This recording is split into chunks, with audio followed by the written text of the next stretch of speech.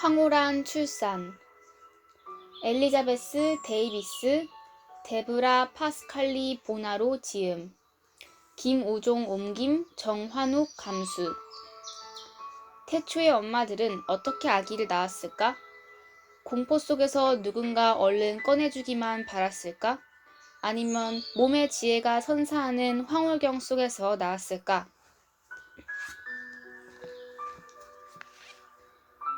지은이 엘리자베스 데이비스는 스테디셀러인 가슴과 손, 임신과 출산에 관한 조산사의 길잡이의 저자이다. 30년 이상 조산사로 활동해왔으며 여성 건강 분야의 전문 강사이자 국립조산사협회의 공동 창립자이며 미국에서 조산교육 자격을 인가해주는 협회의 대표이기도 하다.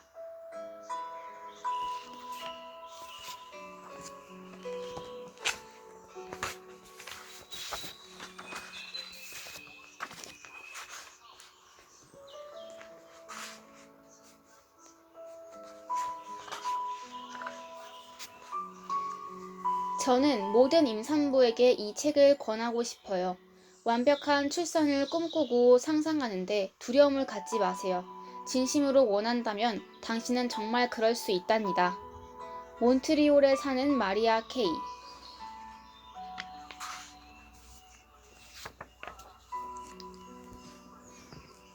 차례. 추천사. 독자들에게. 제1부 황홀한 출산을 위하여. 1단계 출산 바로 알기. 2단계 산모의 선택권. 3단계 건강관리. 4단계 성과 출산. 5단계 상상 그 이상을 기대하라. 6단계 황홀한 출산, 황홀한 삶. 제2부 황홀한 출산 가이드. 제3부 경험담. 부록 자연출산에 관해 더 알고 싶어요. 추천사 1. 강길전. 대전 미즈 여성병원 원장, 충남대학교 의과대학 교수. 오랫동안 관심을 두고 있던 쾌감 출산을 본격적으로 알리는 책이 처음으로 출간된다고 하니 무척 반갑고 기쁘기 그지없습니다. 쾌감 출산이란 무통 출산에서 한 발 더 나아가 산모가 자연이 준 커다란 휘열 속에서 아기를 맞이하는 경험을 뜻하는데, 선뜻 받아들여지지 않는 이 개념을 제대로 이해하려면 먼저 몸과 마음의 상호관계를 깊이 들여다보아야 합니다. 저는 제 딸이 출산하는 모습을 지켜보면서 참 많은 것을 깨달았습니다. 보통 우리나라 여성들은 죽을 고생을 하며 힘들게 아기를 낳는다고 한 목소리로 말합니다. 하지만 제 딸은 초산임에도 별로 아픔을 호소하지도 않고 4시간 만에 쉽게 아기를 낳았습니다. 초산이 대개 12시간쯤 걸린다는 사실을 떠올려 보면 놀랄만한 일이었지요. 무엇이 이런 차이를 만들었을까요? 저는 바로 마음이라고 생각합니다. 제 딸은 아버지와 남편이 모두 산부인과 의사인 만큼 출산을 그다지 두려운 일로 인식하지 않았고, 그 덕분에 몸이 주는 신호를 잘 따를 수 있었던 것입니다. 저는 이런 딸을 보면서 잉태의 동기가 사랑과 기쁨이었다면 왜 출산에는 그와 같은 사랑과 쾌감이 동반되지 못하는가에 대해 다시 생각하게 되었습니다. 저는 인간의 마음이 그저 뇌의 정기적인 혹은 생화학적인 부산물만은 아니라고 봅니다. 신념의 생물학이라는 베스트셀러를 저술한 미국의 브루스 립턴 박사는 사람의 뇌는 그 물질적 구조의 배후에 눈에 보이지 않는 양자 에너지장을 가지고 있으며 그것이 바로 마음이라고 정의했습니다. 저는 그 설명에 전적으로 동의합니다. 너무나 당연한 말이지만 똑같은 정도의 진통이라도 그것을 부정적으로 대하는 산모들은 더 큰 고통으로 느끼고, 반대로 그것을 축복으로 감사해 받아들이는 산모들은 오히려 얼굴에 미소를 띱니다. 세상 만사 마음먹기에 달렸듯이 출산도 마음먹기에 달려 있습니다. 산모의 진통을 포함하여 모든 통증의 가장 보편적인 원인은 근육 조직에 필요한 산소의 결핍입니다. 기본적으로 산모의 진통은 자궁이 수축할 때마다 자궁의 혈류가 차단되고 이로 인해 산소 공급이 줄어들면서 생기는 것입니다. 그런데 산모가 출산에 대한 두려움과 선입견 때문에 몸을 긴장시키면 혈관은 더욱 수축되고 진통도 심해집니다. 반대로 미리 명상, 이완법, 심상화 연습 등을 충분히 해두었다가 출산 시에 활용하면 긴장이 풀리고 뇌에서는 엔도르핀이라는 자연 마취제가 분비되어 훨씬 진통을 덜 겪게 됩니다. 우리가 지압을 받을 때 통증과 함께 시원한 쾌감을 느끼는 것은 아픈 부위가 나을 것이라는 기대감 때문입니다. 출산의 진통에 대해서도 그렇게 생각해야 합니다. 태어날 아기를 떠올리면서 그 순간을 기꺼이 받아들일 수 있다면 순수한 기쁨 속에서 아기를 낳는 것은 결코 불가능한 일이 아닙니다. 하지만 오늘날 대부분의 병원에서 행해지는 출산 방식은 이런 가능성을 회방하는 데 큰 몫을 하고 있습니다. 산전 관리가 제대로 행해지지 않았기에 응급사태에 신속히 대비하는 것이 지상 과제였던 과거의 사고방식이 지금도 굳게 자리를 잡고 있기 때문입니다. 이런 출산 방식은 의사의 편의에 맞춰져 있는 대신 산모의 입장에서는 불편하기 짝이 없습니다. 마음대로 움직일 수도, 음식을 먹을 수도, 보호자를 만날 수도 없으며 힘주기가 매우 불편한 누운 자세로 아기를 낳아야 합니다. 또한 아주 밝은 조명과 주변의 소음도 산모와 태아의 불안감을 가중시킵니다. 출산의 고통을 덜기 위해서는 서두르지 말고 느긋이 기다려야 합니다. 마음껏 움직이고 걷고 샤워하고 욕조를 드나들 자유를 산모에게 주어야 합니다. 그리고 산모가 어떤 자세로 아기를 낳기를 원하든 있는 그대로 존중해 주어야 합니다. 그러나 아쉽게도 우리나라의 의료보험 제도는 이런 자유를 적잖이 제한하고 있습니다. 물론 지금까지 의료계가 이룩한 공로를 무시하자는 뜻은 아닙니다. 하지만 위험 요소가 큰 소수의 산모와 응급 상황에 적합한 출산 방식을 대다수의 산모들에게 무분별하게 강요하는 문화는 이제 바뀌어야 합니다. 출산에서 중요한 것은 산모가 기쁨 속에서 아기를 낳는 것, 그리고 아기가 올바른 심성의 바탕을 갖출 수 있도록 외부의 충격을 최대한 줄여주는 것입니다. 요즘 우리나라 여성들이 임신을 꺼리는 추세인데 쾌감 출산의 가능성이 널리 알려진다면 보다 많은 여성들이 임신과 출산을 즐거운 마음으로 계획하게 될 것입니다. 그리고 실제로 쾌감 출산을 경험한 여성들은 마음의 중요성, 즉 마음먹기에 따라 나는 모든 것을 할 수 있다는 사실을 깨달음으로써 앞으로 험한 세파를 이겨나가는데 커다란 무기를 갖게 될 것입니다.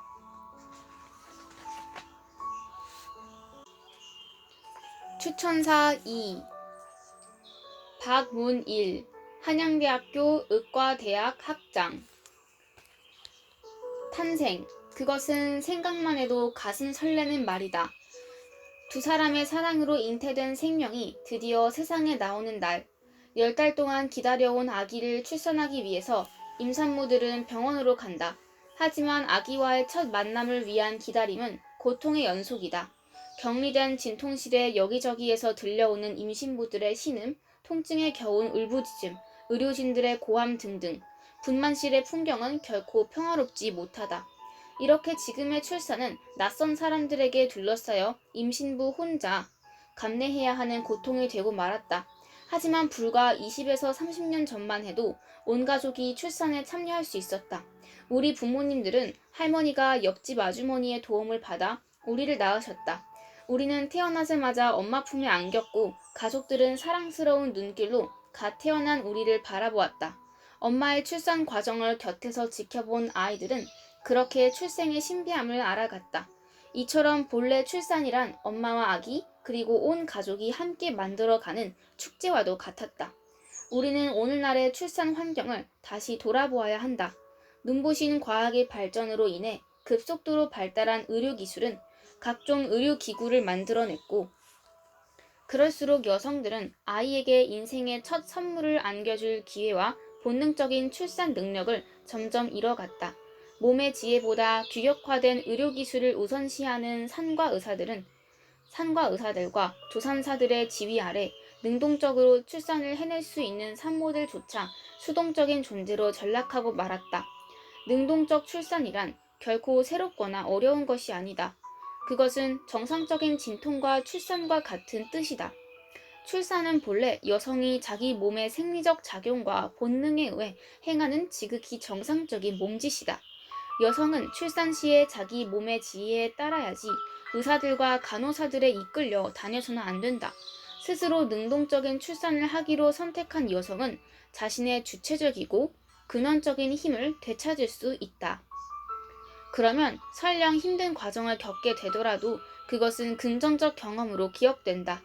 또한 이런 주체적 태도는 아기에게도 자궁 밖으로 나오는 안전한 길을 열어줌으로써 인생의 첫 출발을 고통이 아닌 사랑으로 느끼게 해준다. 여성 스스로 자기 몸의 자연적인 온갖 기능을 신뢰하고 받아들일 때 능동적인 출산이 가능하다. 그것은 수동적인 출산보다 훨씬 더 안전하고 편안하고 효과적이다. 편안한 환경만 잘 갖추어주면 임신부들은 진통 중에 무엇을 해야 할지를 본능적으로 알고 행한다. 불가피하게 의료기술에 의지해야 하는 소수의 고위험 임신부만 제외한다면 거의 모든 여성들은 자신의 본능에 따라 현명하게 아기를 낳을 수 있다. 모든 여성에게는 스스로 아이를 낳을 수 있는 위대한 힘이 있고 모든 아이에게는 스스로 탄생할 능력이 있다. 이 부분이 정말 너무 좋네요.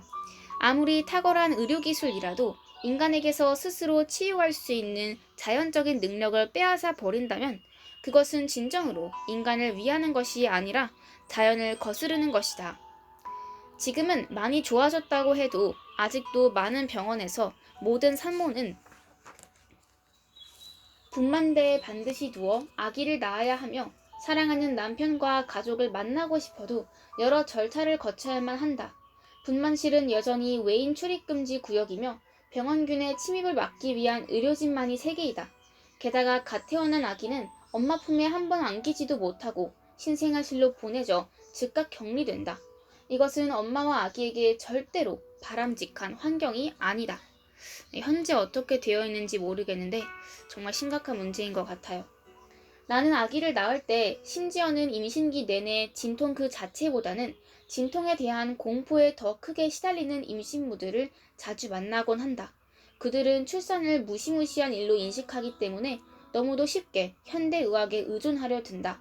그 결과 온갖 산과적 처치들이 무분별하게 동원됨으로써 엄마와 아기는 협동할 기회를 잃을 뿐더러 잠재적 부작용과 후유증 앞에 무방비로 노출된다. 여기에는 우리 사회 전체의 책임이 크다. 우리가 텔레비전에서 보아온 출산의 모습들은 어떠한가? 탤런트들은 마치 고통에 겨운 소리를 크게 낼수록 연기를 잘하는 것으로 생각하는지 젖먹던 힘까지 내어 소리를 지르고 카메라는 이마에 맺힌 땀방울을 클로즈업하기 바쁘다. 극적 효과를 위해서인지는 몰라도 아기를 낳고 나서 실신하는 장면도 적지 않다. 자라나는 우리의 청소년들, 특히 여자아이들이 이런 드라마를 본다면 출산은 무섭고 고통스러운 것이라는 생각이 머릿속 깊숙이 자리 잡을 것이고 이는 결혼과 임신에 대한 거부감으로까지 이어질 수 있다. 기쁨으로 맞이하기에도 벅찬 출산일을 마치 본인의 제삿날처럼 여기고 있다면 그것이 엄마와 아기에게 얼마나 큰 스트레스로 작용할지는 불을 보듯 뻔할 것이다. 하지만 이러한 문화적 세뇌와 의료계의 관행에도 불구하고 여전히 본능적인 기쁨으로 아기를 낳는 여성들이 있다. 심지어 통증을 환희로 승화시키며 행복하게 아기를 낳는 여성들이 있다. 이 책을 계기로 출산의 참된 의미를 다시 생각하고 능동적이고 본능적인 출산 환경을 정착시키는 일에 함께 관심을 가져보자. 사랑하는 가족들이 곁에서 산모의 힘을 덜어줄 수 있는 환경으로 나아가자. 우리의 산모들과 태아들에게 스트레스 없는 출산 환경을 만들어주자. 이 책은 제목 그대로 여러분을 황홀한 출산의 경험으로 안내할 것이다. 추천사 3. 김옥진, 아기 탄생 조산원 원장. 지구 역사 이래로 여성들은 인류의 생존에 가장 중요한 역할인 출산이라는 일을 도맡아 해왔습니다.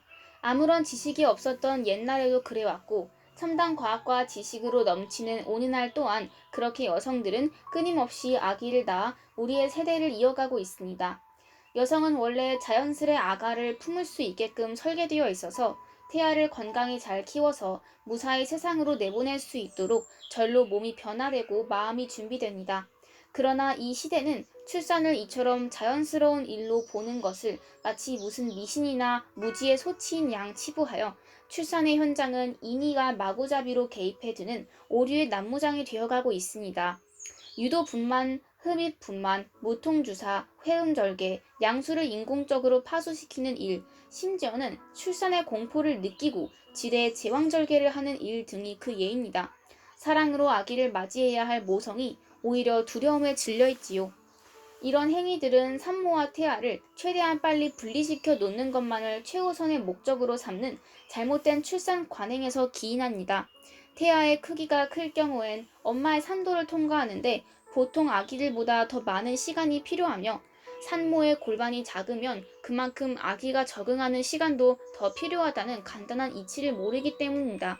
또한 출산에 관한 왜곡된 시각에서 비롯된 두려움은 자연의 방식에 가장 가깝다고 할 가정출산과 조산원 출산이 미개하거나 무모한 것으로 평회되는 결과로 이어졌습니다. 물론 이는 인간의 몸을 마치 기계처럼 여기는 의료계 일부와 그런 관점을 아무 의심 없이 받아들인 대중들, 그리고 충분한 신뢰를 주지 못했던 조산사들이 함께 책임을 져야 할 일이겠으나 근원적으로는 눈앞의 화려함만을 쫓아 점점 본질로부터 멀어지는 현대 사회의 문화와 가치관 자체가 변화되는 것만이 가장 확실한 해결책일 것입니다. 본디 출산이란 것은 지극히 개인적인 일이라 어느 동물의 세계에서든지 다른 이들이 모르는 조용하고 감춰진 공간에서만 이루어졌습니다. 이는 태초로부터 자연으로부터 물려받은 본능입니다. 성과 출산은 동전이 양면과 같습니다. 남녀가 서로 사랑을 나눌 때 다른 사람들이 볼 수 있도록 방문이며 창을 활짝 열어놓는 이는 아무도 없을 것입니다. 출산도 마찬가지입니다. 이성 간의 깊은 사랑을 아무에게나 보여주고 싶지 않듯이 출산 시에 어미는 본능적으로 자신의 모습을 노출하길 꺼리게 되고 또 그래야만 편안하게 아기 낳는 데만 집중을 할 수 있습니다. 하지만 작금의 출산 현장은 많은 사람들이 수시로 드나들도록 개방되어 있습니다. 그러니 긴장과 불안감 탓에 산모의 몸에서는 옥시토신이 잘 분비되지 않습니다. 옥시토신은 긍정의 호르몬입니다. 긍정은 이완을 유도하고 이완은 부드럽게 자궁문을 열어줍니다. 허나 출산 시에 지금 이 순간을 긍정하지 못하는 산모에게서는 난산의 조짐이 보이기 시작합니다. 이런 위험을 피하려면 산모를 가려줘야 하고 배려해줘야 하고 다른 것에 신경 쓰이지 않도록 편안한 분위기를 만들어 주어야 합니다. 그러면 옥시토신이 아주 잘 분비되고 산모는 그 멋진 호르몬에 취해 고대하던 아가를 만날 수 있게 됩니다. 그러니 가정이야말로 아기를 낳기에 최선의 공간이라고 할 수 있습니다. 집은 세상 그 어느 곳보다 깨끗하고 정신적 안정을 줍니다. 본인의 집에서 또는 집과 같이 포근하게 꾸며진 환경에서 출산 경험이 풍부한 여성들의 도움을 받아 아기를 낳을 때 산모는 최고로 이완될 수 있습니다. 가정 출산을 이상한 것으로 치부하는 사고방식은 하루빨리 사라져야 합니다. 반대로 평안한 아가의 품성과 절절한 어미의 마음이 함께하는 가정 출산은 앞으로 점점 더 많아져야만 합니다. 더불어 아기와 산모를 위한다는 명목으로 출산 과정에 타인이나 외부의 힘이 함부로 개입하거나 약물이 투입됨으로써 아기와 산모가 겪게 되는 온갖 불행은 우리가 진정한 자연 출산의 의미를 이해하지 못했기에 벌어진 결과임을 꼭 기억해야겠습니다. 하지만 이 책을 읽고 작지만 큰 희망을 봅니다. 그 어떤 처치와 검사보다도 아기를 향한 사랑의 마음이야말로 가장 중요한 것임을 웅변해주는 많은 이야기들, 그리고 본능적인 모성의 힘찬 기운을 만날 수 있었습니다. 이 책은 제가 늘 생각하고 실천하면서 또 한편으로 아쉬워하고 있던 바로 그 점들을 진솔하고 강력하게 독자들에게 전해주고 있어서 참으로 경탄스러웠습니다.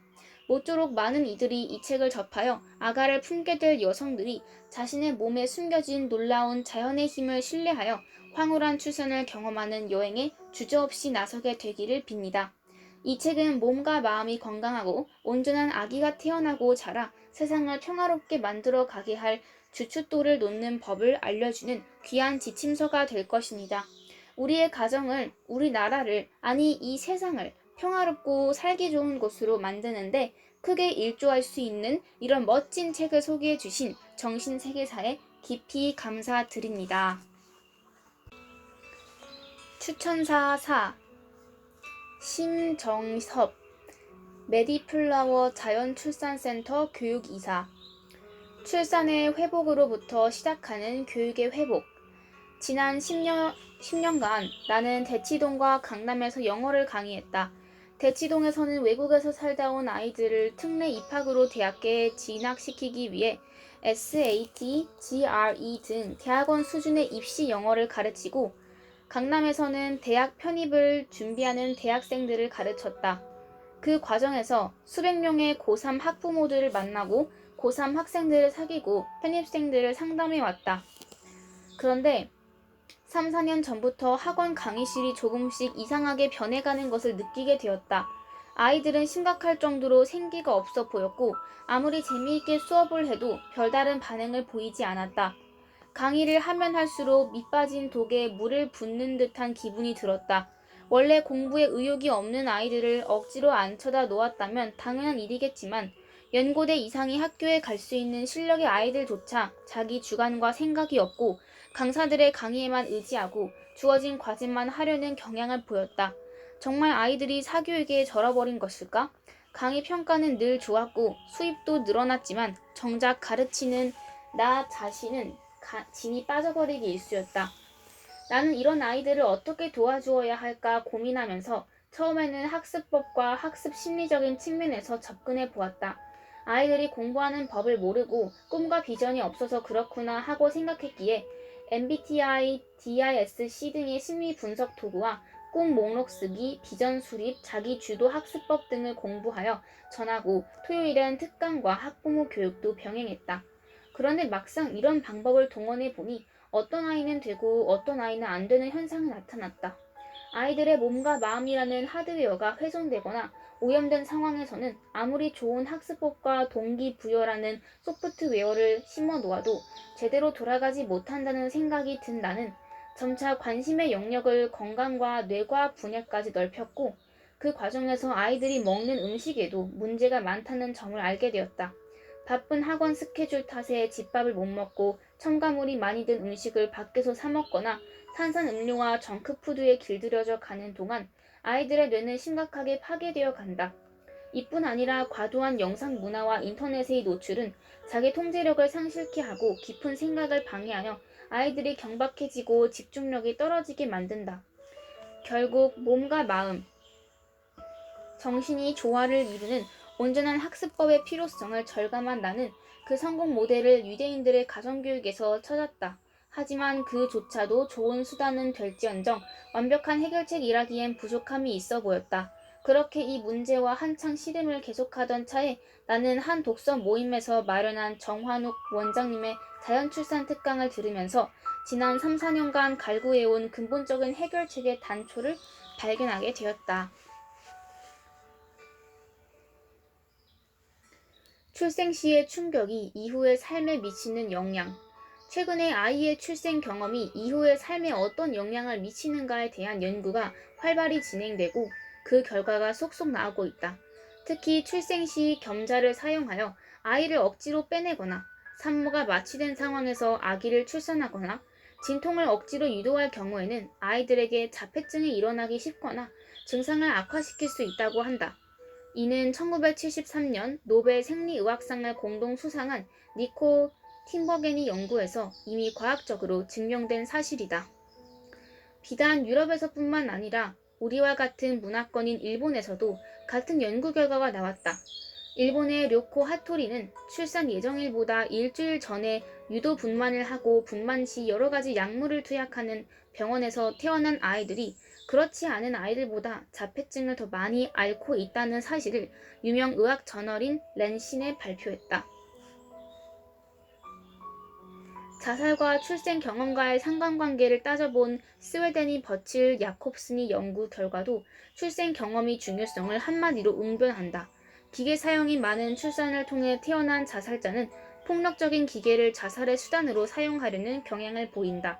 예를 들어 총기를 사용하거나 달리는 차나 기차에 뛰어든다.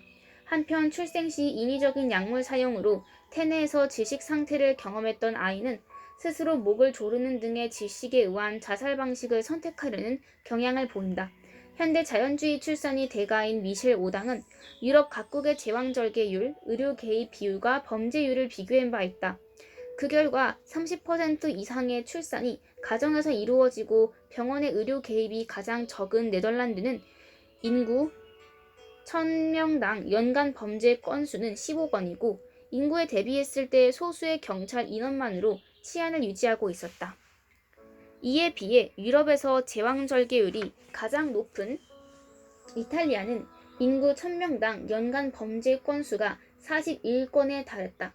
프랑스나 영국은 그 중간 정도에 위치한다고 한다. 이러한 연구 결과들은 아이가 태중이나 출산 시 주변의 모든 상황을 인지하고 기억하고 있다는 사실을 입증한다. 다만 이 모든 기억을 대뇌 심피지대에 기억하는 것이 아니라 감정의 영역인 변연계에 집어넣고 있다가 자기 삶이 위기에 처하거나 중요한 결정을 내릴 때 그로부터 영향을 받는 것이다. 물론 인간은 다른 동물과 달리 교육과 문화를 통해 출산 시의 충격을 완화시킬 수 있다. 하지만 외부의 개입이 적은 자연 방식의 평화로운 출산을 회복할 수 있다면 이러한 불필요한 고통은 절로 줄어들 것이다.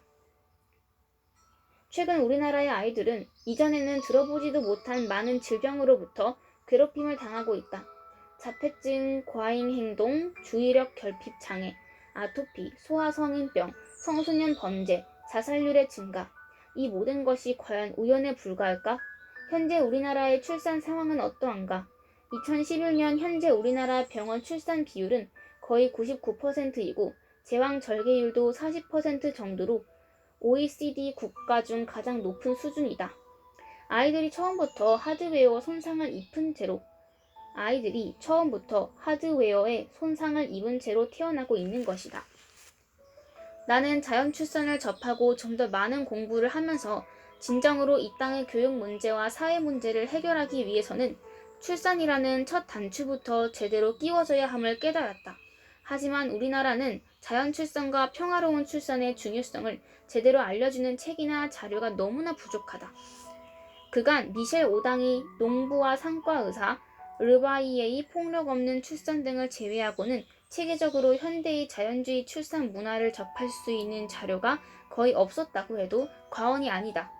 이러던 차에 본서의 번역 사실을 알고 반가운 마음을 금할 수 없었다.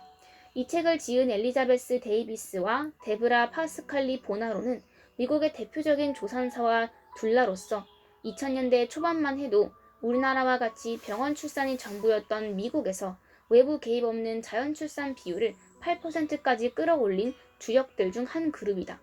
앞으로 우리나라에서도 이 책을 통해 좀 더 많은 의사와 전문가들이 출산에 대한 새로운 관점을 갖게 되고 자연 출산을 지원할 수 있는 조산사와 둘라도 더 많이 양성될 수 있기를 소망해 본다. 그래서 좀 더 많은 우리나라 예비 부모들이 엄마와 아기를 위해 최고의 출산 방식을 선택할 기회를 얻게 되기를 진심으로 바라본다. 추천사 5. 정환욱 메디플라워 산부인과 자연출산센터 원장. 네, 마지막 추천사입니다. 병원이 없던 시절에는 어떻게 아이를 낳았을까? 지난 20년간 서울의 유명 산부인과 전문병원에서 현대 의술을 잘 다루는 전형적인 산부인과 전문의로 살아보면서 나는 한 번도 이런 의문을 품어본 적이 없다. 수천 건에 달하는 병원 분만과 수술을 감당하다 보니 약물과 의료적인 처치 없이도 아기를 낳을 수 있다는 생각은 넌센스로만 여겨졌기 때문이다. 그러다가 2007년 11월 나탈리라는 뉴질랜드 여성의 가정 출산을 도우며 의사로서 나의 인생은 전환점을 맞게 되었다. 병원에서 사용하던 많은 장비를 쓸 수 없는 환경에서 나는 출산에 대하여 가장 큰 두려움을 갖는 사람은 산모가 아니라 바로 산부인과 의사라는 사실을 깨달았다. 진통하는 산모를 보면서도 의료장비 없이는 아무 도움을 주지 못하는 무기력한 의사의 모습이 바로 나였다. 건강한 산모는 의사의 도움 없이도 아기를 잘 낳을 수 있다는 사실을 왜 진작에 몰랐을까? 침대에서 태아 감시 장비를 두르고 철저하게 관리되던 산모만 보다가 10시간 이상 진통하면서 호흡하고 물 마시고 간간히 음식도 먹고 침대와 욕실을 오가고 때론 변기에 앉으며 자유롭게 움직이는 산모의 모습은 내게 충격이었다. 심지어 그녀는 한 번의 신음소리조차 내지 않았다. 결국 일이 잘못되면 어쩌나 하는 두려움이 무색할 정도로 아무런 의료적인 개입 없이 자연스럽게 태어나는 아기의 모습을 처음으로 보면서 나는 환희의 눈물을 흘렸다. 돌아오는 길에 나는 모든 것이 새롭게 시작되어야 할 것임을 알았다. 의술은 약이나 기술에서 오는 것이 아니라 사람에 대한 이해와 애정, 그리고 자기 희생을 통한 배려에 의해서 진정으로 가능하다는 사실을 깨달은 것이다. 그 이후로 지금까지 수많은 외국인 및 한국인들의 자연출산을 도우면서 나는 현대 자연출산의 아버지인 그랜틀리 딩리드가 고민했던 주제인 병원이 없던 시절에는 어떻게 아이를 낳았을까? 라는 근본적인 질문에 답을 찾기 위하여 자연주의 출산에 대한 공부를 시작했다. 그리고 우리나라 처음으로 자연출산센터를 개원한 뒤 일상적으로 병원에서 행해지는 의료적 개입을 거의 하지 않고도 대부분의 건강한 산모들은 자연스러운 출산을 해낼 수 있음을 거듭 확인할 수 있었다. 자연출산을 통해 나는 내가 돕는 산모와 산모의 가정이 변할 뿐만 아니라 나 자신과 내 가정까지 변하는 놀라운 경험을 했다. 의학이라는 틀을 벗고 생명의 본질에 다가갈수록 겸허해지는 나 자신을 발견하였고, 출산은 다루거나 해결해야 할 질병과 같은 문제가 아니라 인류가 가진 고유하고 성스러운 성과 생명 활동의 결정체라는 사실을 깨닫게 되었다. 이른바 하나님의 존재를 경험한 것이다. 자연스러운 출산은 아이의 탄생을 넘어 가정의 회복과 인류의 궁극적인 완성이라는 딩리드 박사의 말의 의미를 비로소 이해할 수 있었다. 자연스러운 출산은 아이의 탄생을 넘어 가정의 회복과 인류의 궁극적인 완성. 이 책의 원 제목은 Orgasm Birth이다. 즉, 오르가슴을 느낄 수 있는 황홀한 출산에 대한 얘기다. 요즘은 오르가슴이라는 단어가 일상에서 편하게 쓰이기도 하지만 유교적 전통과 성적 터부가 강한 한국 사회에서는 건전한 성적 활용감보다 맹목적인 욕정에 가까운 성적 쾌락의 뉘앙스로 오해받을 가능성도 있다. 사실 출산 과정에서 오르가슴이 있느냐 없느냐는 부차적인 문제이다. 지금 한국 사회에서 가장 먼저 풀어야 할 오해와 편견은 출산은 고통이라는 고정관념이다. 왜 지금까지 우리는 출산은 모두 고통스럽다고 잘못 알고 있었던 것일까? 이 책이 놀라운 점은 바로 출산은 곧 고통이라는 집단 최면 상태로부터 우리를 깨어나게 해주는 데 있다. 출산의 진통은 황홀한 경험이 될 수 있다. 두려움을 극복하면 또 다른 감각이 주어지는 것이다. 나는 운이 좋게도 매일 출산이 고통이 아닌 환희의 순간이 될 수 있음을 분명히 목격하고 있다. 그것은 출산에 대한 두려움을 극복한 뒤에 얻어지는 선물이다. 하지만 아직도 출산에 대한 두려움에 떨고 있는 많은 우리나라 여성들을 보면 안타까운 마음이 든다.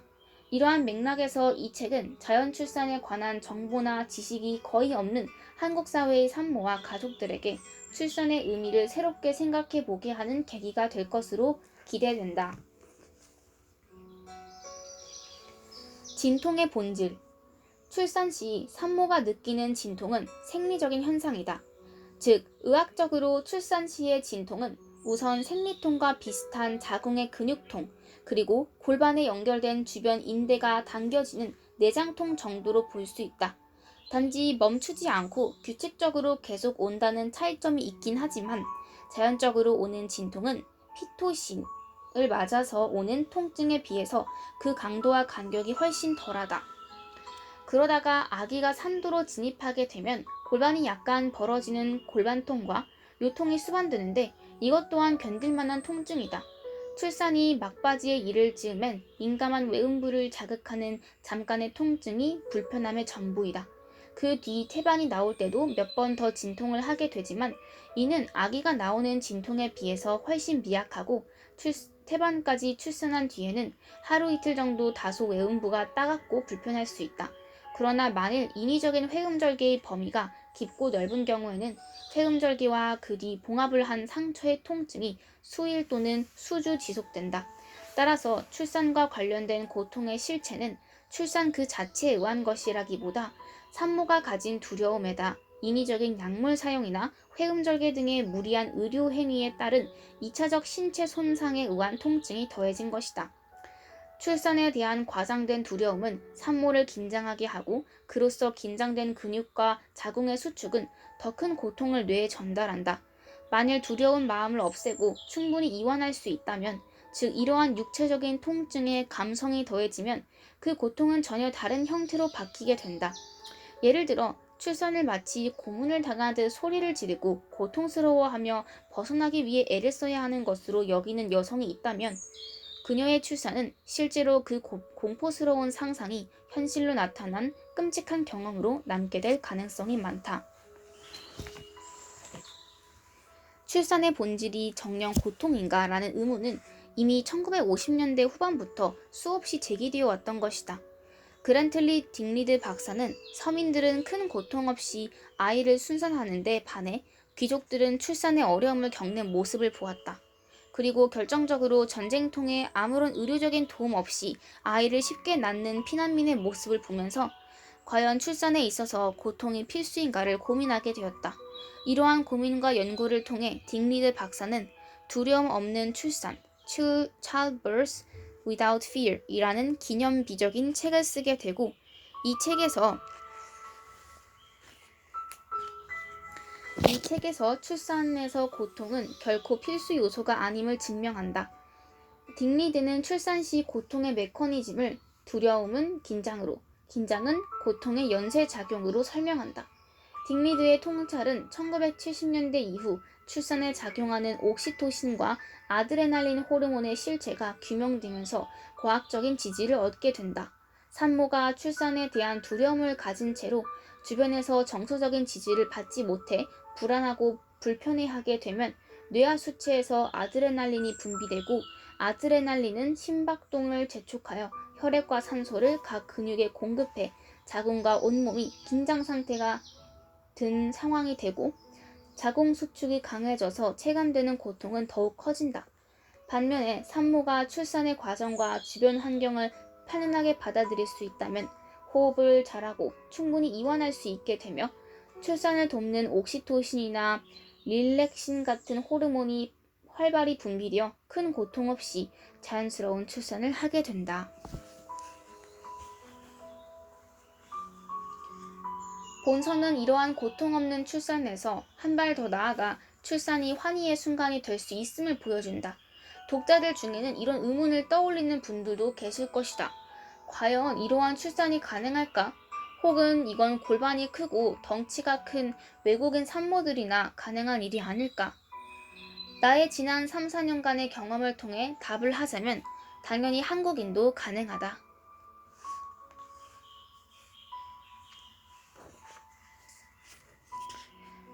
조산사와 둘라, 출산의 고통만 있는 것이 아니라는 큰 메시지와 더불어 이 책이 시사하는 중요한 점은 조산사와 둘라의 존재이다. 이 책의 저자인 엘리자베스 데이비스와 데브라 파스칼리 보나로는 의사가 아닌 조산사와 둘라이다. 나는 2007년 11월 나탈리의 가정 출산을 도운 이후로 한국에 거주하는 외국인들 사이에서 자연 출산을 도울 수 있는 의사로 소문이 나서 자연 출산을 선택한 외국인들에게 계속 불려다니게 되었다. 그리고 그 과정에서 둘라라고 하는 사람들을 만나게 되었다. 한마디로 정의하자면 둘라는 출산의 여정을 산모와 같이 하는 비의료 출산 전문가이다. 우리나라에는 생소한 개념이지만 미국, 캐나다 등의 북미를 중심으로 전 세계 수백 명의 둘라가 활동을 하고 있다. 둘라는 연습 진통 혹은 초기 진통이 시작되고 출산에 이르기까지의 가장 힘든 시간에 가장 큰 역할을 한다. 산모가 출산을 편안하게 받아들일 수 있도록 의료적인 개념이 아니라 직접 자연 출산에 도움이 되는 정보를 알려주는 것이다. 이슬이 비치고 양수가 조금씩 새어나오고 배를 조이는 진통이 시작될 때 둘라는 언제 병원에 가야 하고 각 상황별로 어떻게 대응하며 자궁경부가 충분히 열릴 때까지 어떻게 기다려야 하는지를 알려준다. 그리고 병원이나 여타 출산 장소에서 막바지 진통을 할 때 옆에서 산모의 호흡과 이완을 돕고 남편을 적절히 동참시킴으로써 순산을 도와준다. 또한 의사, 조산사, 간호사 등의 의료 전문가들과 협력하면서 각각의 상황을 산모에게 자세히 설명해주는 역할도 한다. 현대 의료산업의 거센 물결 속에서도 유럽에서 자연출산과 가정출산이 지켜지고 미국에서도 2000년대 이후 자연주의 출산 운동이 확산된 데에는 조선사의 부활과 더불어 둘라들이 큰 역할을 했다. 데브라는 북미 둘라 협회의 둘라 트레이너이기도 하다. 나도 트리시나 리사와 같은 한국에서 활동하는 외국인 둘라들을 만나며 자연출산에 대한 이해의 폭을 넓히고 둘라가 자연출산에 있어 무척이나 중요한 존재임을 절감했다. 자연출산을 본격적으로 도우면서 나는 현실적으로 둘라 제도가 활성화되어야만 한국에서 자연출산이 확산될 수 있음을 확신하게 되었다. 의사인 내가 모든 산모의 곁에서 24시간 대기하는 것은 물리적으로 불가능하기 때문이다. 이는 조산사나 간호사도 마찬가지이다. 산전 검사로 건강이 입증된 산모와 아기는 굳이 문제 해결 전문가인 의사에게 전적으로 의존해야 할 이유가 없다. 자연출산의 핵심은 의학적 기술이 아니라 기다림이다. 인위적인 방법을 자제하고 언제 나올지 모르는 아이와 산모의 진행을 기다려주는 것이다. 짧으면 대여섯 시간 내에 끝날 수도 있지만 길면 2박 3일이 될 수도 있다. 진통하는 산모와 아기, 이를 돕는 남편과 가족의 여정을 함께 걸어주는 둘라와 경험 많고 숙련된 조산사, 그리고 자연출산을 잘 이해하고 배려해주며 만일의 상황에 대비한 진료 시스템과 큰 병원과의 협력 체계를 갖춘 산부인과 의료진은 현대적 자연출산의 필수 조건이다. 하지만 여전히 한국의 병원 현실 속에서 둘라는 가족도 의료진도 아닌 제3자로서 살 곳이 많지 않다. 그리고 왜 굳이 비용을 내고 둘라를 고용해야 하는지 이해를 못하는 분들도 적지 않다.